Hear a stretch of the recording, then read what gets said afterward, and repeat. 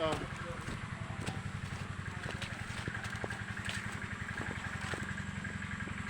Dapat gumawa ka na ng lamesa.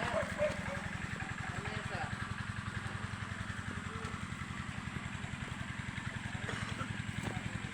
Napaka-overwhelming ng tubig dito. Actually, kung nandito kayo, hindi ko nyo pwedeng sabihin na maruming ilog, malinis talaga siya. Dahil lang yan nagiging madumi dahil sa mga dahon. Pero, yan niya, inumin ko pa. Fresh! Ang ganda ng lugar na to, ang ganda. Irrigation. Shucks, may kalabaw pala doon.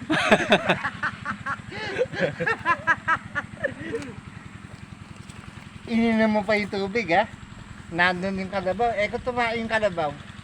Yun Fresh lang. naman yun eh, kasi pinakain ng damo.